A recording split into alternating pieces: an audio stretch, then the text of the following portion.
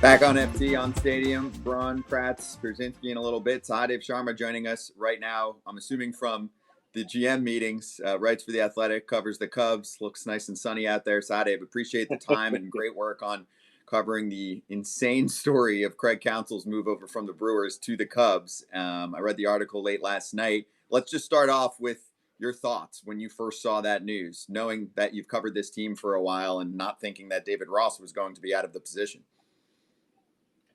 Yeah. I mean, it's one of the more shocking things that's happened while I've covered this team. Joe Maddon's hiring, there was a couple weeks, I believe, if I'm remembering correctly, leading up to that, where there were rumors. So that didn't come as a shock. The Jose Quintana trade, that kind of came out of nowhere, but there was a little bit of leaking on that as well. I don't think anybody saw this coming outside of a very small group with the Cubs front office and Craig Counsell, because this blindsided a lot of people, not just David Ross, but throughout the industry. I understand the move. I think Craig Counsell is arguably the best manager in baseball. Terry Francona is retired. Bruce Bochy has another World Series championship, and then you talk about Craig Counsell right there with them. So I understand this in a purely baseball sense, but the human side of it. It feels a little. It doesn't feel great, right? This is a guy that was handpicked to replace Joe Maddon. A lot of talk at the time was the Cubs wanted to maximize their roster, kind of like the Brewers do, kind of like Craig Counsell does, and they believe David Ross was that man.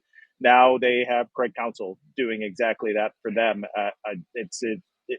I'm fascinated to see where it goes from here, because this isn't a perfect roster, but certainly they have one of the best managers to lead the group. Well, that was going to be my question, because yesterday I brought it up when we heard this news. I played for Counts, and I know him really well, and I've watched Cubs moves kind of like, we'll put a little money here, a little money there. Does this move mean that the Cubs are going to continue to just kind of dabble? Or does this mean the Cubs are going to be like, hey, we got the manager, we're going all in, see us in the World Series? How about a little of both? No. I don't. So Jed Hoyer is not the type of executive that I see just blowing everyone away. They're not going to have a Texas Rangers offseason. I'd be a little surprised if they do, but they also know, Jed Hoyer knows this is a flawed roster. He can tout the farm system all he wants. Where is he going to get his middle of the order bat from the farm system for 2024? Maybe that happens by 25 or 26. Maybe someone like Kevin Alcantara develops into that middle of the order bat. You really want to rely on that in 2024 and say you can compete?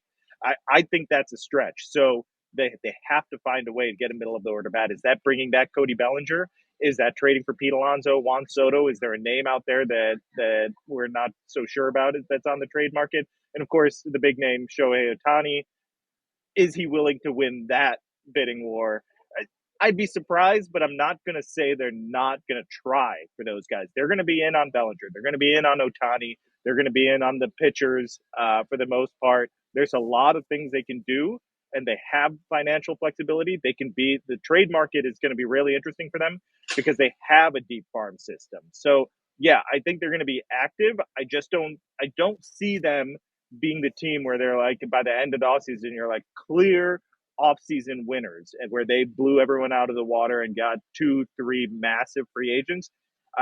Jed Hoyer likes to talk about intelligent spending. I think he's going to try and stick to that, while also being a little aggressive at times and trying to find the right spot to add the right pieces. Bullpen, middle of the order bat, and with Stroman opting out, they need another. They'd like to add another starter at minimum depth there. So does that mean that they didn't like David Ross? Does that mean that there was something? I mean, was David Ross a place filler until they got a better manager? I mean, if they're saying Counsell's a better manager, is he going to, are they going to put anything around him, or is it going to be the same exact thing? And why not just keep David Ross then? I think the answer to that is they felt they liked David Ross. They believed in David Ross, but they felt this was a clear upgrade. They felt that when you look around the baseball landscape, who's the best manager? They identified Craig Counsell as that guy. And the fact that he was available, the fact that there was 1 year left on David Ross's deal with an option, uh, they felt that this was the time. 2024 was kind of be a make or break year for David Ross. So if they ended 2024 and they're like, he's not our guy, they would have felt like they missed an opportunity with Craig Counsell having been a free agent the previous year. So they pounced on this opportunity. Like I said before, it's the business side of baseball. This was their handpicked guy in David Ross, but they love Craig Counsell. They believe he's the best at what he does. He handles the in-game stuff. He handles the media well. And he handles the clubhouse. He does all three aspects that you're really looking for, and he's going to work hand in hand in the front office. Let's be real. In today's game, the manager works hand in hand with the front office, right? You can't have a guy that's just doing everything on his own and doesn't take feedback. Craig Counsell is willing to take feedback, but they also trust him to handle those in-game situations and really execute in the right way. And tough times come around. They trust that he can keep the clubhouse together. And he knows how to speak to people like me when we're pressing before or after a game. Like, why did you do that? Why did you do this? He can handle us and make sure he doesn't make anyone look foolish. Does Chicago feel like they overpaid for a position that maybe they felt like they had a good manager? The fan base, do they feel that way? Yeah, I think there's some mixed feelings there. Do you pay this much for a manager is a completely fair question. I think the answer is, does it keep you from spending on free agents? Does it keep you from spending on the roster? If that's the case, if it's going to limit how you add to the roster, then I think that then you have to really question the move. If it's a signifier that, hey, not only are we going to spend big on the manager, but we'll spend big on the roster too, then you don't worry about how much you're spending on the manager, because it doesn't impact the actual payroll, right? It's not going to push them over the luxury tax or anything like that. Yeah, so you kind of hit on this a little bit, but are there any other non-player, because I'm going to you're going to have to sell the case for Shohei Ohtani after you answer this question. Are there any other non-player things that the Cubs are looking to do? Obviously, we didn't see this happening, but is there another non-player issue that we have to address as Cubs fans? As far beyond adding to the roster, they need to figure out how they're going to move on with Craig Breslow leaving for the Red Sox. I think there'll be some internal promotions. They will look outside the organization. I'm not sure if Jed Hoyer is going to rush to fill the front office with an external hire. The coaching staff needs to be finalized. A lot of these guys are already under contract, so I think the feeling is many of them will return, but how many of them are going to feel loyal to David Ross and not want to be a part of Craig Counsell's staff? That's up in the air. We'll find out in the next week or so. In all likelihood, is Pat Murphy going to stay in Milwaukee and be the manager there, or is he coming to Chicago? If he does come to Chicago, what does that mean for Andy Green? Those are the non-roster questions right now lingering for this team. I know you're not a Milwaukee apologist, but as a ex-Milwaukee player, how do you console Milwaukee fans who have lost their golden child, the bat boy to player to manager that takes them from one game from the World Series?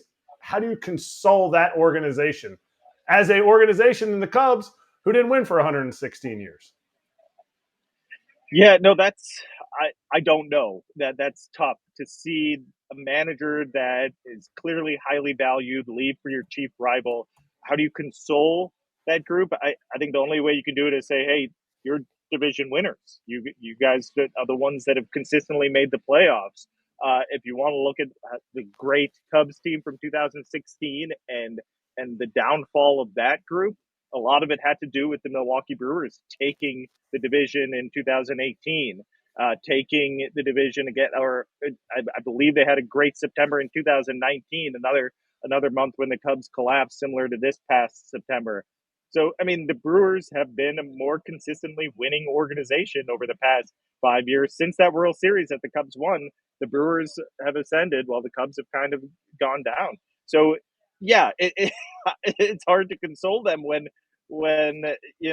your chief rival takes a great manager from you. You finally find this guy that you think is a part of the community and like part of the future, and he kind of takes them to heights that they really haven't been to, at least in the recent past, and leaves for the Cubs. That stings. I can't imagine the feeling for the fans there, and I know ownership wasn't thrilled, and people aren't happy in Milwaukee.